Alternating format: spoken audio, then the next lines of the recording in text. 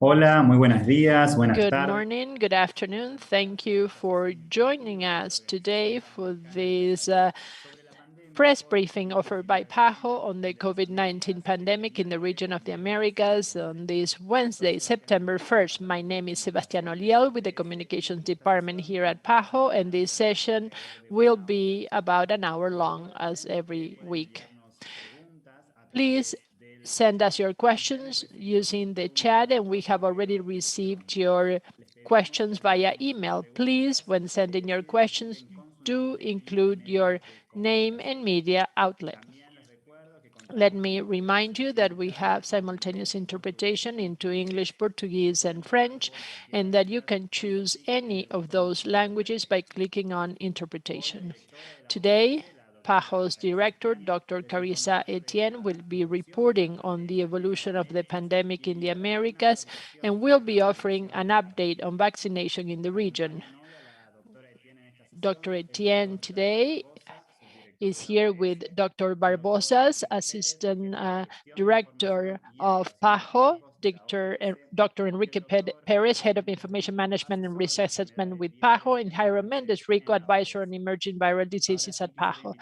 Now, I would like to invite Dr. Carissa Etienne to share her words and also the regional update. Dr. Etienne, you have the floor. A very good morning to you, and thanks for joining today's press briefing. Over the last week, the Americas have reported over 1.6 million new cases and just under 22,000 COVID-19 related deaths. COVID infections are surging in North America, where hospitalization rates among young people and adults below the age of 50 are higher today than at any other point in the pandemic. In the Caribbean, St. Lucia and Puerto Rico are reporting high rates of new infections, and Jamaica is seeing its highest ever COVID deaths as its hospitals reach full capacity. Outbreaks are also accelerating in multiple Central American countries, especially Costa Rica and Belize. In South America, infections are generally declining, with a few exceptions. In Venezuela, cases are plateauing, and in Suriname, transmission has increased for 4 consecutive weeks. When you look across the regions of the world, the Americas remain disproportionately impacted by the pandemic. We are home to 4 of the top 10 countries with the highest number of cumulative cases, and nearly a third of all COVID deaths have been reported in the region. Despite this disproportionate impact, 3/4 of people in Latin America and the Caribbean have not been fully immunized. And for many, vaccines remain months away. While every country in our region has begun administering COVID-19 vaccines, immunizations are following the fault lines of inequality that have long divided our region. In countries that were able to secure deals with manufacturers, vaccination campaigns have been steady and coverage continues to climb. More than 60% of people have been fully vaccinated in Canada, Chile, and Uruguay, and over half of the US population has received the full course of vaccination. But unfortunately, countries with high coverage are the exception in our region. Delays in production, export bans, and limited vaccine supplies have meant that many countries are still awaiting the doses they expected months ago. More than a third of the countries in our region have yet to vaccinate 20% of their populations. And in some places, coverage is much lower. Vaccination rates remain in the teens in several Caribbean and South American countries, and coverage is still in the single digits in Central American nations like Guatemala, Honduras, and Nicaragua. Not to mention Haiti and Venezuela, where fragile health systems and political challenges have further delayed immunizations. We need to deliver an additional 540 million doses to ensure that every country in the Americas can cover at least 60% of their population. So we must expand vaccine access in our region, especially in the places that are lagging behind. So with this in mind, I want to lay out 3 priorities to accelerate vaccine coverage in our region. First, we need more vaccine donations, and we urge countries around the world with excess doses to quickly share these with our region where they will have life-saving impact. As we continue to face delays in vaccine production, donations remain the best and the fastest way to get vaccines out to more people. Today, some countries are already rolling out boosters to vaccinated persons, even as most people in our region have yet to receive a single dose. We remind countries everywhere that the best way to protect against variants of concern, like the Delta variant, is to ensure that more people are fully vaccinated everywhere. Our best option is to make the most of available doses right now. So this brings me to my second point. We need to let public health and not politics guide our pandemic response. As vaccines remain limited, countries should prioritize doses for the most vulnerable, like the elderly, health workers, and those living with pre-existing conditions. Too many of these vulnerable groups have yet to be vaccinated, even as vaccination campaigns are reaching others who are less at risk. So we continue to urge countries to follow the science, both by designing campaigns that protect the most vulnerable and by applying public health measures that can bring down transmission. And finally, we need countries to ensure that vaccines are in arms as soon as they arrive. While countries are administering doses quickly, this is just the beginning. As they receive more and larger shipments, countries must ensure the logistics systems can absorb those doses and that the cold chain is assured all along the way. It also means hiring and training more health workers to deliver these vaccines and organizing communication campaigns so people have all the information that they need so they know when and where to get vaccinated. PAHO is also helping countries across all these preparations. And we're working with countries to overcome one of the biggest hurdles of COVID vaccinations, syringes. Yes, syringes. PAHO's revolving fund has secured 80 million syringes this year. And we are working with countries to monitor demand and to ensure that they have enough syringes to administer the COVID-19 vaccines. Our goal is to protect as many people as possible and as quickly as possible with COVID-19 vaccines. And to achieve this, we must work together to maximize the impact of COVID vaccinations and to significantly improve access. PAHO's revolving fund is already pooling demand from countries in Latin America and the Caribbean to secure more doses in the coming months and to address the current gaps. We are also thinking ahead and making plans to significantly improve regional vaccine manufacturing capacity. So just last week, we launched a new platform that convenes partners around a shared vision of boosting state-of-the-art vaccine production in Latin America and the Caribbean. The Americas have a successful legacy of immunization, grounded on cooperation. We must embrace this as our way out of the pandemic. Thanks. Muchas gracias, doctora Etienne. Vamos a pasar ahora a Thank you, responder. Dr. Etienne. Now we will be answering the questions that we have received via email and that we are also receiving by chat and the Q&A button. When you send your questions, please do indicate your name and media outlet. pregunta que nos The llega first question that we have received is by Adina Diester from France Press, and she asks in English. Nearly a third of all COVID-19 deaths have been reported in the Americas. Why does this region of the world bear the brand of the pandemic? Dr. Barbosa? Thank you for these questions. As our director highlighted, and in the question is also clear, that the Americas has been affected very seriously by the pandemic.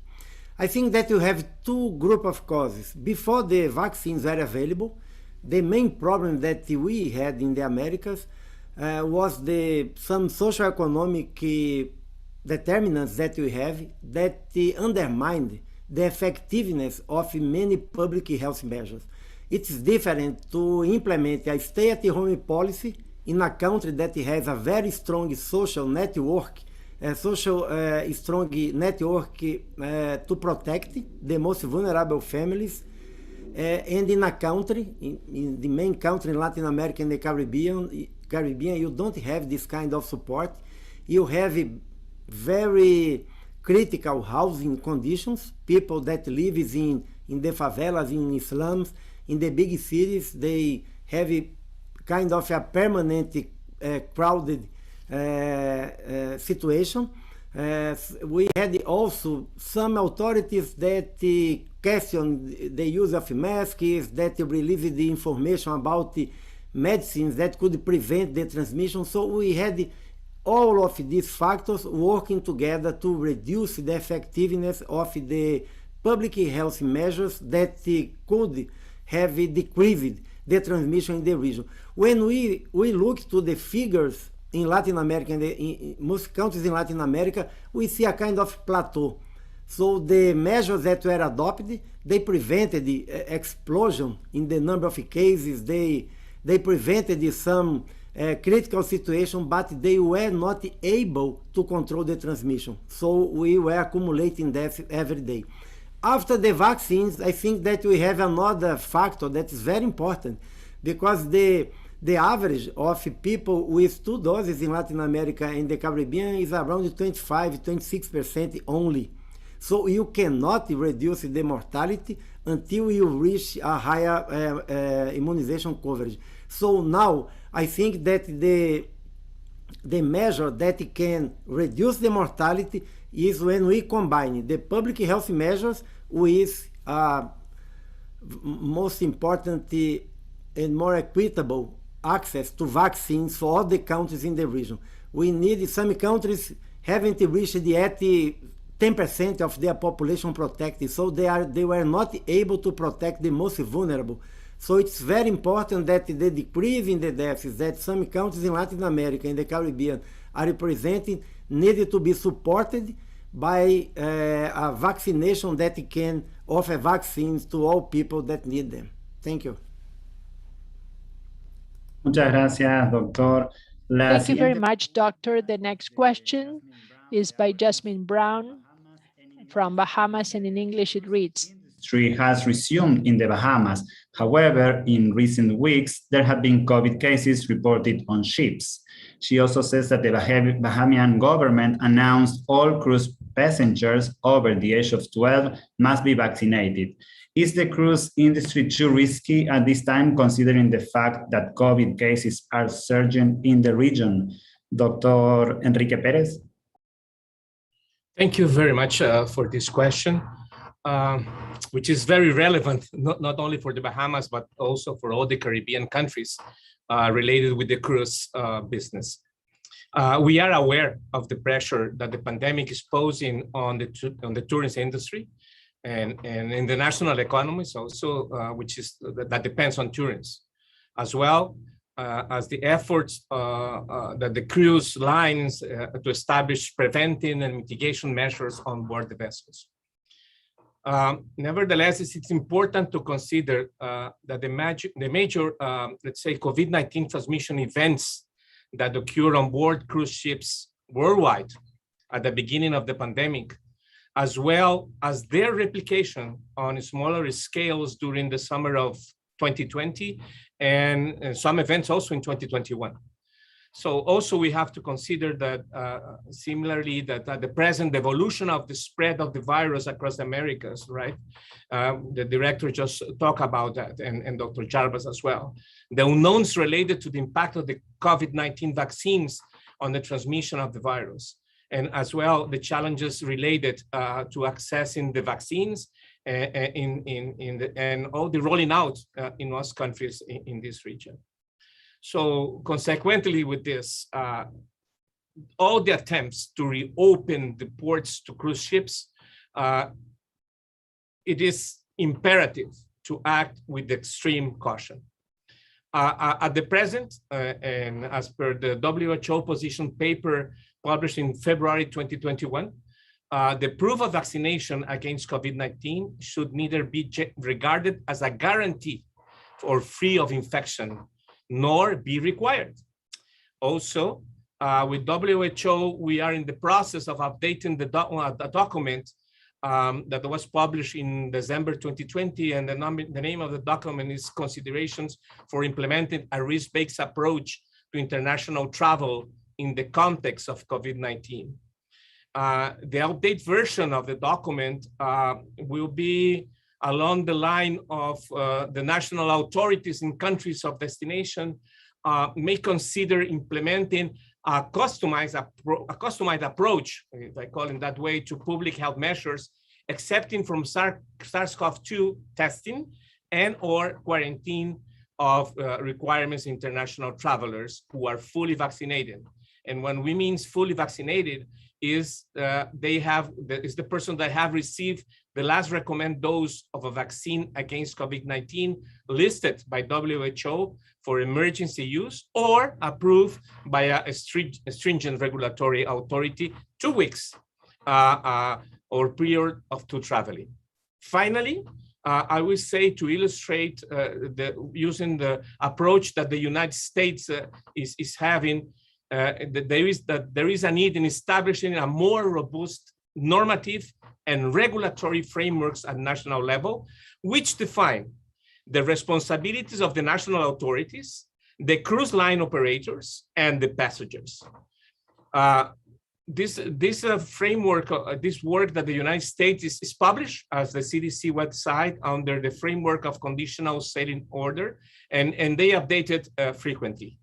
I hope that with this, I address the questions of our of the colleague of the Bahamas. Thank you very much.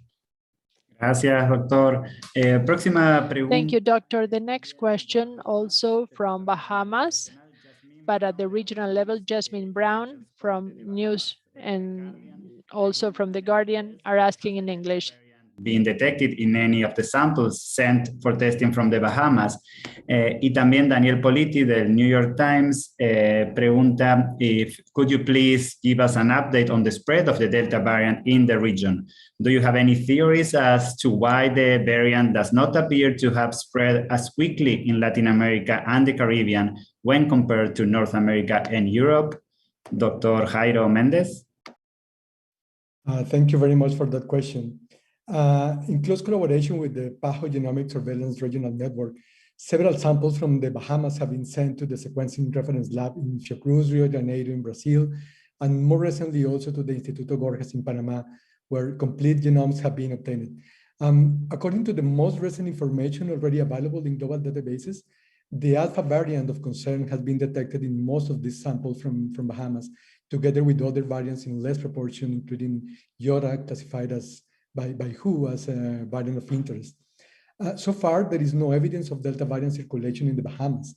Nevertheless, increasing detection in the Caribbean has been demonstrated, particularly in Antigua and Barbuda, Aruba, Cayman Island, Dominica, Guadeloupe, and Barbados, in close co-circulation with others, including Alpha and Gamma. Talking about regional situation, Delta variant has been detected in at least 44 countries and territories. It doesn't mean that it's actually circulating or that is impacting in the community transmission. Why the Delta hasn't had a huge impact so far is not easy to explain. Perhaps some sort of cross-protection because of the previous circulation of many other variants may help to make a little bit more less fast the introduction and the distribution of this variant. But again, I think that is early to say what is happening. Finally, I would like to say that the genomic surveillance is critical to learn more about the evolution patterns and distribution of the virus. Nevertheless, remember that there is only one SARS-CoV-2 virus. Therefore, the most important message is to implement and maintain all the public health measures that we already know to limit the transmission, including the appropriate use of masks, social distancing, and of course, vaccination. They are all highly efficient regardless of the circulating variants. Thank you. Muchas gracias, doctor. Thank you very much, doctor. The next questions were sent by Adriana Somnes from CNN Spanish and also Alonso Castillo from the Voice of America. Adriana is asking whether it is necessary to administer a third dose of the COVID-19 vaccine, and Alonso is also asking what are the ethical objections to a third dose of the vaccine in the US and in other countries. Dr. Barbosa. Thank you for the question, Adriana and Alonso. Adriana, when we're talking about vaccines, we are talking about various vaccines because the vaccines that are being used today for COVID-19 use technological platforms that are different. They also have a different behavior and their performance is also different from the point of view of efficacy and duration of protection. All of that is being observed in different studies throughout the world. I do not think that there is just one vaccine in the world that has been the subject of so much study to determine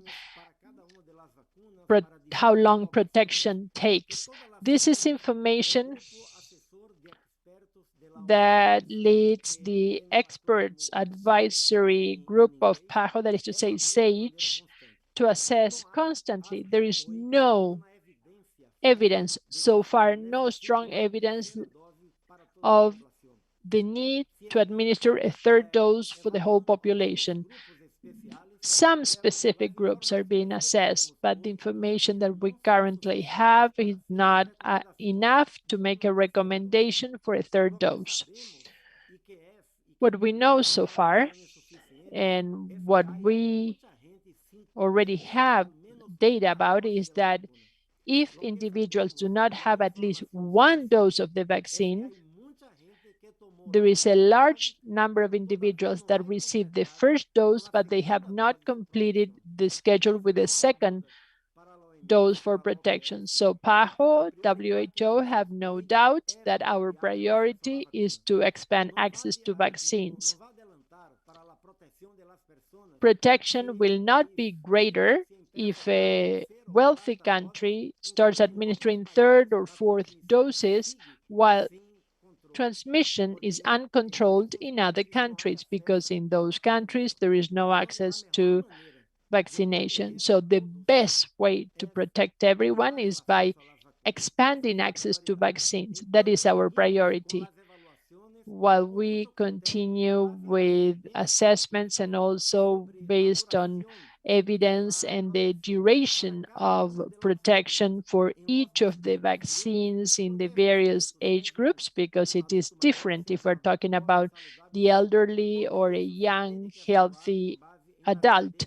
All of that has to be seen based on evidence, and evidence nowadays does not point towards a third dose, rather the need to expand vaccination in most of the countries of the world. The ethical problem is exactly related to what I was saying in Spanish.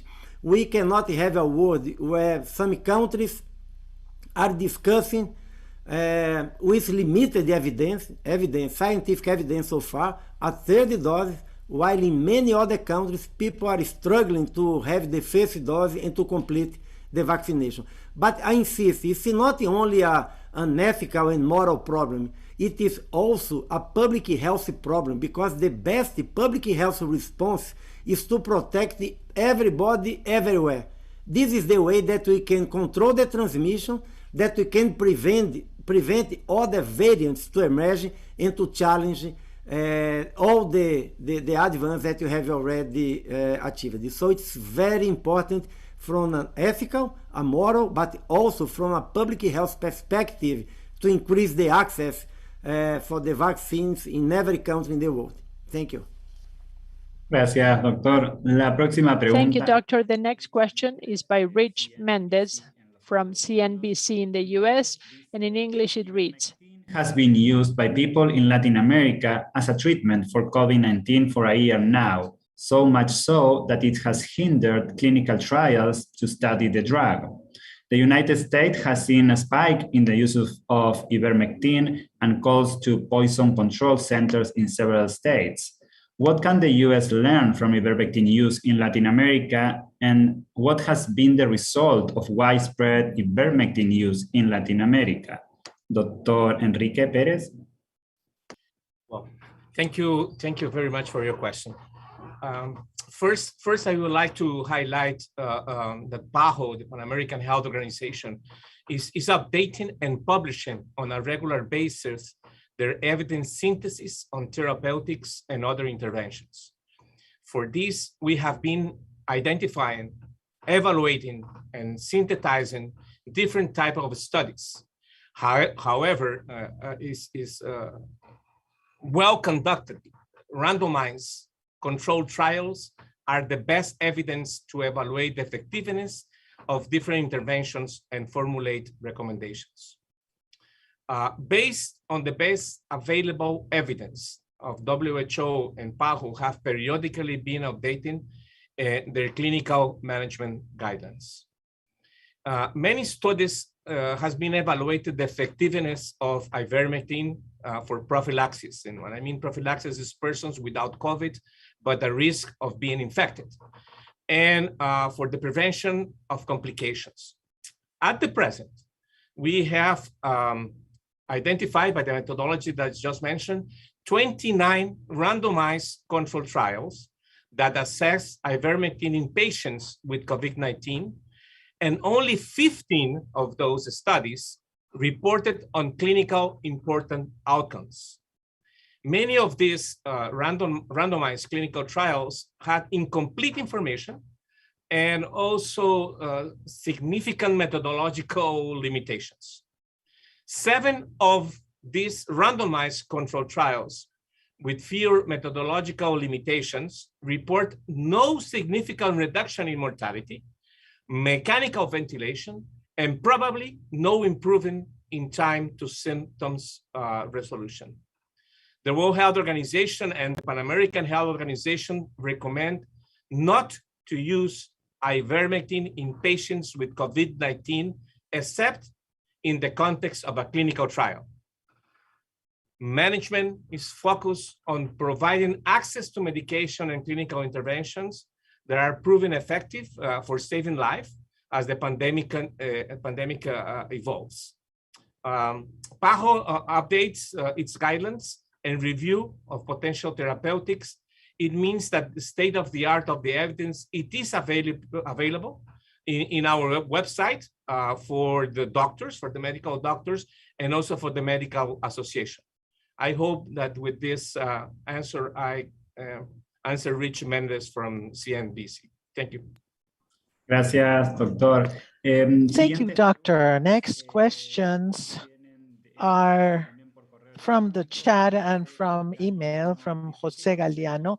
What do we know from the Mu variant recently classified as a variant of interest by WHO? And another question is if there is concern about this new variant in Latin America and the Caribbean, and what other countries in the region have a high prevalence of the Mu variant in addition to Colombia. Dr. Jairo Mendez, thank you very much for this important and timely question. Genomic surveillance carried out by the countries and regionally is, of course, following the appearance of variants, including variants of concern and variants of interest. According to this WHO classification, we have those viruses that are suspected just based on the genetic information that they have the potential. We don't have evidence or just very preliminary evidence of more easily being transmitted, and they have generated community transmission in several countries, and therefore they need to be surveyed very closely and be aware of any changes or alert of any changes. And thanks to the work of the National Health Institute of Colombia in their genomic lab, they detected in January 2021 a variant which was called B.1.621, and recently WHO renamed mu. This classification is based on the genome seen in other variants, and there is a potential in more of a quicker transmission, but there is no solid evidence to support these observations, so more surveillance is necessary. So there is no change or threat in the risk in general, even though it predominates in Colombia. The virus has been circulating at least since January in other countries too, and community transmission in the region continues to be relatively sporadic, with cases that have happened in Costa Rica and Ecuador, but without impact in fatality, morbidity, or increased transmission. All the same public health measures, physical distancing, hand washing, quarantine of contact, vaccination, and masking have shown to be very effective to limit transmission of any variant, both and of interest and of concern. So in this sense, this new mu variant, more than concerning us further, we are on alert, we are watching, we are surveilling, and this variant, I repeat, has been circulating for many months and it has had no significant impact regionally. Over. I hope I answered your questions. Thank you very much, Doctor. Next question in English says the following. In the region, and also what were the outcomes of the meeting on August 27 that was held to launch the regional platform to advance the manufacture of COVID-19 vaccines and other health technologies, and what is the next step? Doctora Etienne. Thank you for this question. Let us be clear that PAHO's focus in this area is to improve access to vaccines for COVID-19 for all our member countries, and to reduce the vulnerability of the region to disruptions and shortages in vaccines and other supplies. Limited global production and unequal distribution of vaccines in the context of the staggering demand are hindering our response to COVID-19. We are working to draw the attention of developed countries to the urgent need to donate vaccines to Latin America and the Caribbean. As we see, donations are the best alternative to fill the critical gap in vaccine deployments that COVAX is still facing. We acknowledge the countries that have already made donations, such as the United States, Spain, Sweden, and Canada. These vaccines have been extremely helpful to the countries, which are still far from protecting the most vulnerable and priority groups, as I mentioned before. I convened a meeting with the ambassadors of countries that have already made donations or have pledged to do so in the future, to share with them the challenging epidemiological situation that we face in this region and the very limited access that some countries are still experiencing, and to ask them to donate more vaccines. Another part of our initiative is to expand vaccine access through the use of our revolving fund to procure COVID-19 vaccines for our member states. So the countries can complement the vaccines that they are purchasing or that they are receiving through COVAX and other bilateral deals, and so be able to achieve the high vaccine coverages that will be necessary to control the transmission. We have already received requests from some 24 countries for these vaccines, which will be made available in the last quarter of this year and for 2022. Last week, yes, we launched our new regional platform, which is one component of our work to strengthen manufacturing capacity in Latin America and the Caribbean. The first concrete initiative under this platform is to facilitate the tech transfer process to ensure regional ability to manufacture mRNA vaccines against COVID-19. So thus far, we have received some 32 proposals from private and public companies that want to participate in this crucial endeavor. These proposals are now being analyzed, and the results will be announced by the end of September.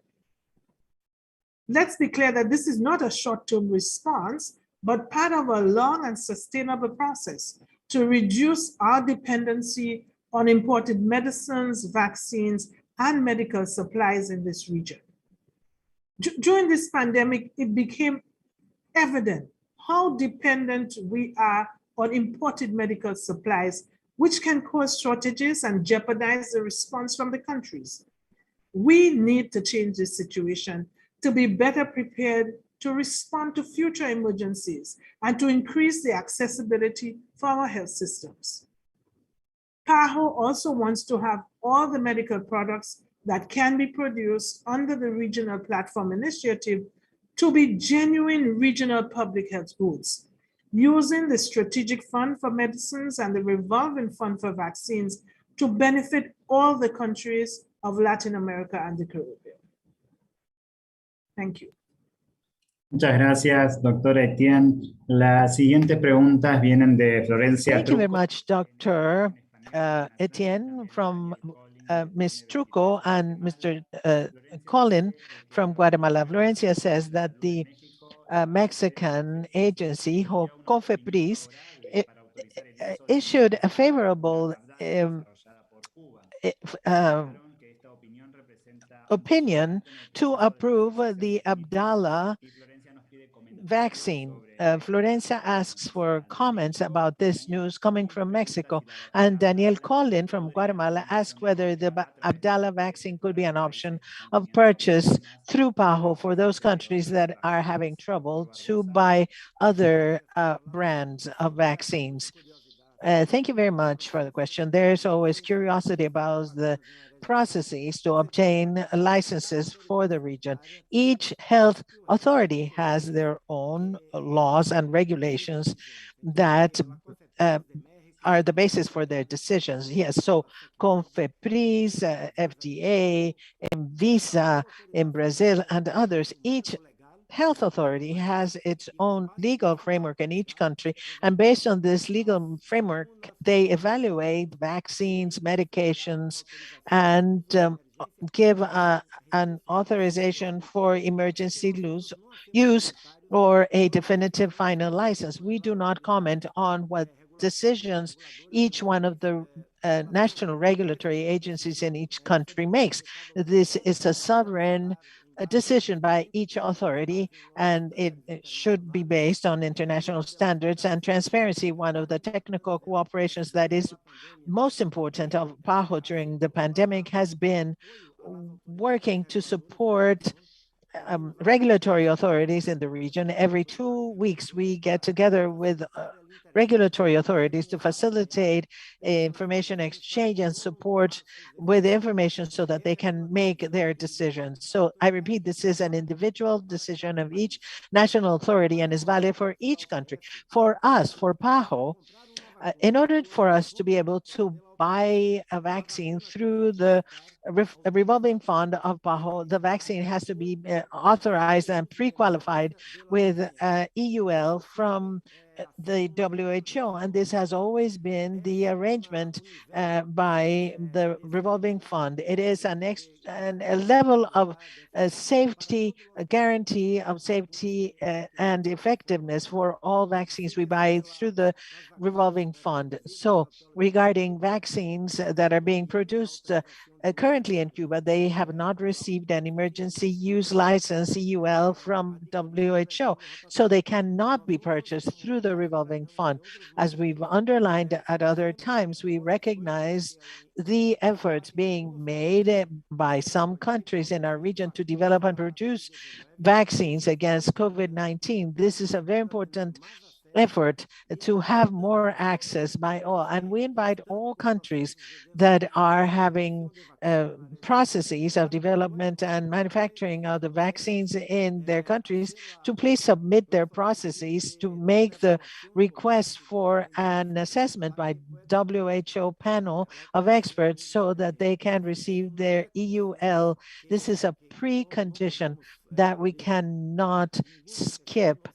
We cannot make exceptions here. We need to have the emergency use authorization so that it can be purchased through the revolving fund. We can facilitate so that the country can submit their information, but only those vaccines that have already received that authorization are the vaccines that can be purchased by the revolving fund, either through COVAX or in the initiative that our director has mentioned of offering the possibility of having the countries purchase more vaccines through the fund.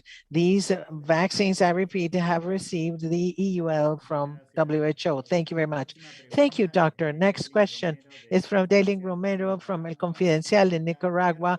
She asks, what recommendations can PAHO give to the authorities of Nicaragua to reduce the increase of transmission and hospitalizations due to COVID-19 in the next few years? Does PAHO know how many vaccine doses are available in Nicaragua, and when will be the next shipment? Dr. Perez. Well, thank you very much, Kaylin, for your question. First, regarding the official data from the Health Ministry in Nicaragua shows that there has been an increase by 12% comparing to the incidents or compared to what was 2 weeks ago. Other sources of information which we follow of surveillance based on events says that there is transmission in all departments and other territories. We know that Managua, Estelima, Talapa, Madrid, Chontales, and León are most widely affected. And what I mean by this is that they have a higher incidence of new cases. Regarding measures, the first thing I'd like to say is that there is no single recipe. It's not a cookie cutter way of approaching this regarding social measures. The basis of any process that we do and decision making depends on two significant factors. One, availability of accurate information and the ability to analyze and contextualize that data. And number two, the ability to have a balance between decreasing transmission of the virus and maintaining the medical services in a good level and minimizing economic impact. The steps followed in many of the countries in the region which have been successful and which are used in Nicaragua also are identifying suspect cases as soon as possible, analyze and isolate those cases, those infected people, identify and quarantine those close contacts of those who are infected, as well as doing tests in those who develop symptoms so that they can also be isolated, and if they require care to receive it, use masks in public places where there is community transmission, as well as those other measures that we keep repeating, physical distance, etc. they are important for health workers. The continuous use of medical grade masks is important, as well as for caretakers who work in the clinical areas or during their routine activities. Also, hand hygiene, physical distance whenever possible, the respiratory labeling to avoid crowds and narrow areas, confined areas, closed areas with little ventilation. So all of these are the aspects that are essential. Regarding vaccines, in Nicaragua, 645,733 doses have been given. 343,053 have been first doses, 202,682 doses. In other words, there is a total of around 200,000 plus people who have received a full doses schedule. Nicaragua has received only one shipment of vaccines from COVAX due to the market problems which affected the vaccine's arrival. But countries such as um, Norway and others, and they have also purchased through Russia, which has made more vaccination possible. 330,000 from AstraZeneca donated by Spain will be arriving, and part of these Spain donations are in the process with 690,000 more doses, and there will be fourth and fifth and sixth batches of AstraZeneca and Sinopharm, which would make the number larger. I hope I have answered your question or the questions from the colleagues from Nicaragua. Thank you, Doctor. Next question by Katia Rojas Toro from Destino Panama is, what is the information the PAHO has about the new C.1.2 variant, the variant detected in the United Kingdom? Dr. Mendez, thank you for your question.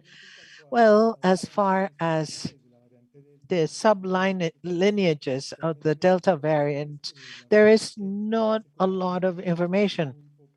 It has very low circulation, and so there are few reports in global databases, and we don't have evidence that it has a higher impact. Regarding the C.1.2 detected recently, we still have little information about this variant, the C.1.2.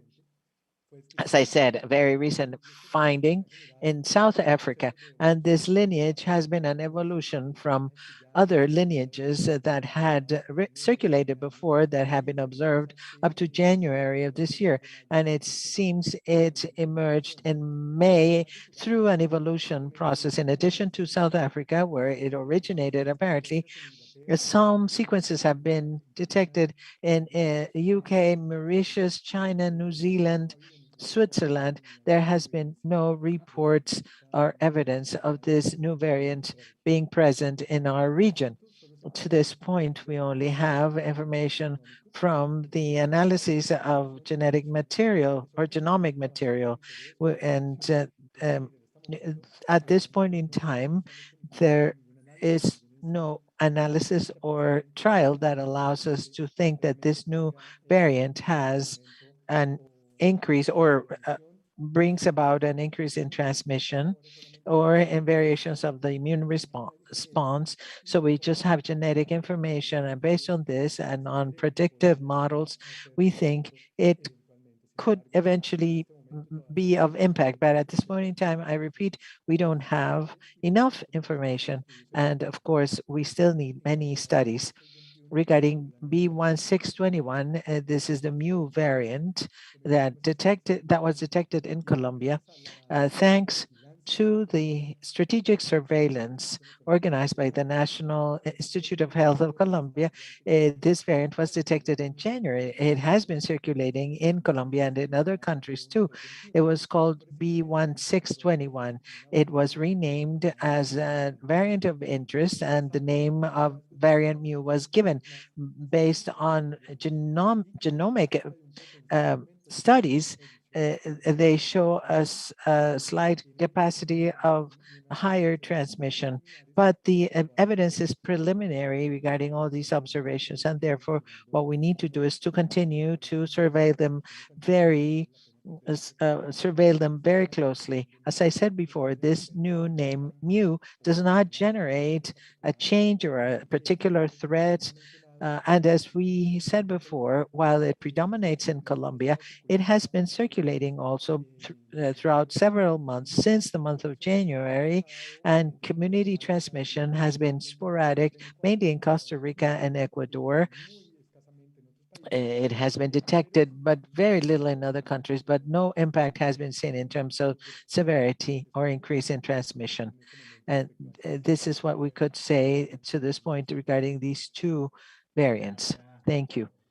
Thank you, Doctor. Next question is from Melina Ochoa from MTV in Mexico City. She wants to know whether PAHO has seen a reduction in cases of COVID-19 in Mexico, and if they foresee an upsurge with schools going back to in session.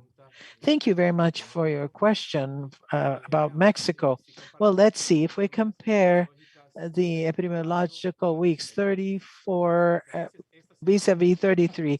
This is week 35. So if we compare the two prior weeks, in fact, there has been a decrease of 11.3% in the number of cases in Mexico. Nevertheless, there has been an increase of 8.6% in mortality. And therefore, we think it is important to maintain communication regarding risk to the population should be kept up to carry out preventive measures and to make sure that the community understands the traffic light colors and to communicate giving specific messages regarding the measures to take according to each one of the colors of the traffic light to continue to go ahead with prevention and with a focus of primary health care to more effectively respond to what is occurring and ensuring maintenance of essential services. Regarding schools, of course, it goes without saying that schools are essential for health, for safety and well-being of the children and adolescents. Education is key to reduce poverty, promote gender equality, safeguard sustainable development. We've discussed this, and our director has mentioned this here several times in this forum. We know that closed schools lead more to violence, mental health, hunger, and other negative consequences. And therefore, as soon as we can go to in-person learning, the better we will be, the better off we will be. Saying this, it is recommended that schools are open in a stepwise manner to taking into account the local situation, which can change epidemiologically speaking. For Mexico, they should continue with the public health measures, distancing, hygiene, hand hygiene, masking, ventilation, no crowds, education of teachers, parents, students, together with risk assessment and taking into account current risks and following the handbooks they have from PAHO for a return to school with responsibility and caution. The Secretariat of Health of Mexico have published books about this too. And this is my answer for the colleague from Mexico. Thank you, doctor. Next question is from Joaquin Martela from Bolivia. There are several questions. One of them, what could we tell people who say that the pandemic does not exist and that it is a piece of deceit? Thank you for your question. We're already in September 2021, almost over a year and a half of a pandemic, which has led not only to significant impact in the health with millions deaths, with a big impact on society. So people who say there's no pandemic or that the pandemic is bogus, these are messages that unfortunately today are shared through social media, but we need to call the attention to people. This is an information pandemic. This can be as serious a problem as the disease if false information is shared about the pandemic, saying it's not a problem, saying that people haven't been dying of COVID-19, where all the data from all the countries in different administrations, different governments, different political stances, they report the same thing. The impact has been major. Also, many times, false information is made widespread about vaccines, saying that vaccines are under experimentation. Now, many of these things are falsehoods. The vaccines have been used in over 1 billion people in the whole world. These are the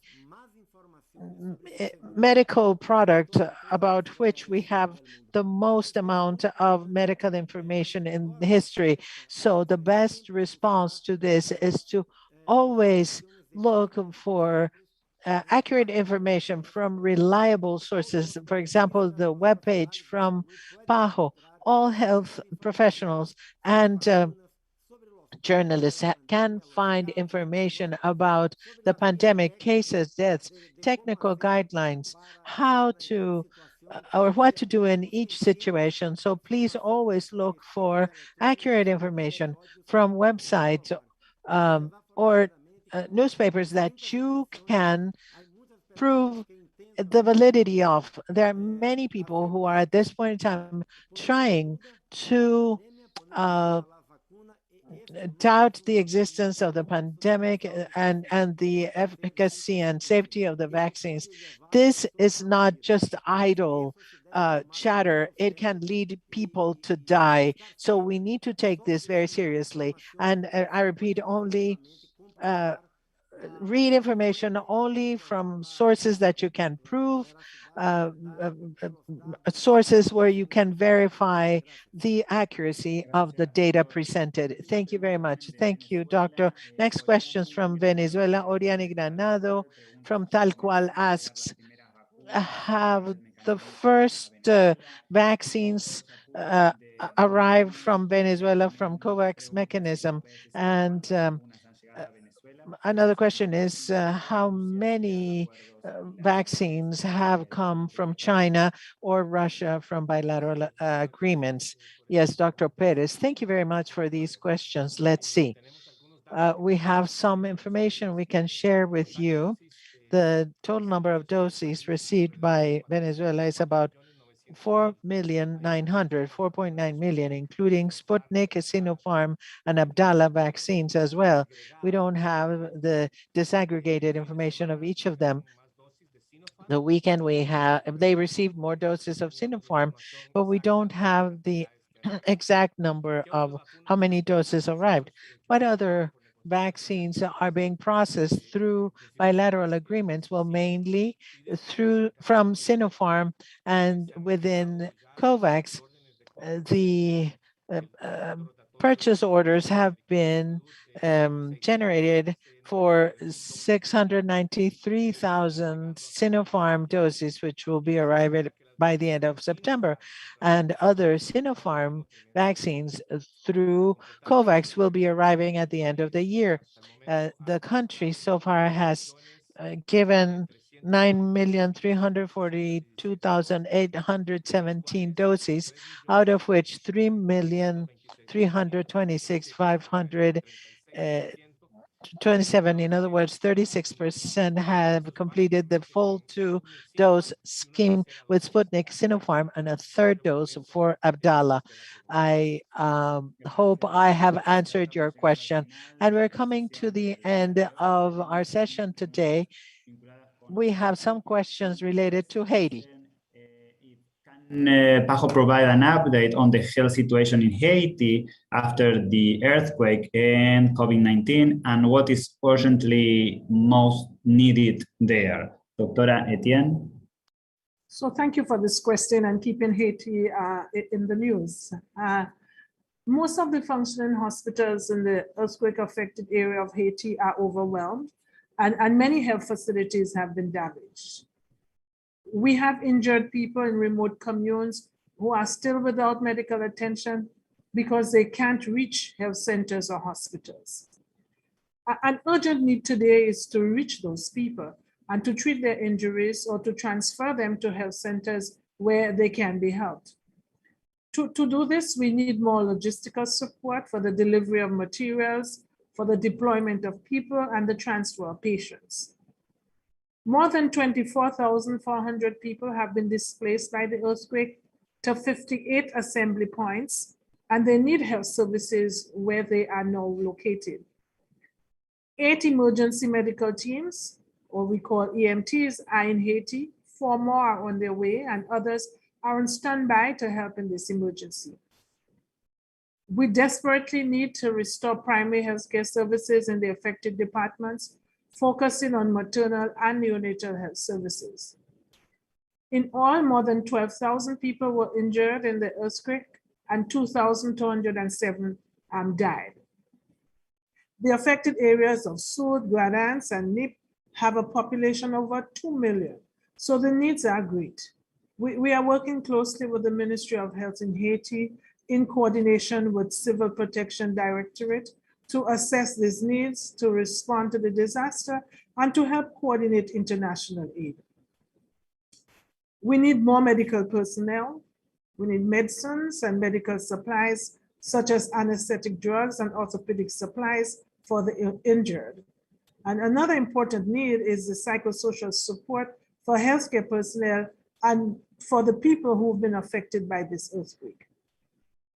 We are also working to avoid possible outbreaks of diseases, communicable diseases, while at the same time fighting COVID and helping to increase the vaccination uptake.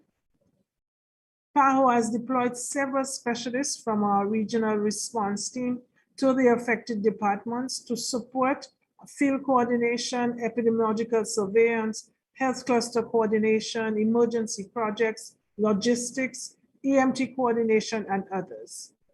Additionally, PAHO has deployed 27 tons of medicines and supplies, including a hurricane kit, trauma kit, shelter kit, and others. PAHO is working tirelessly with Haitian authorities and other organizations to help them provide healthcare to the affected population.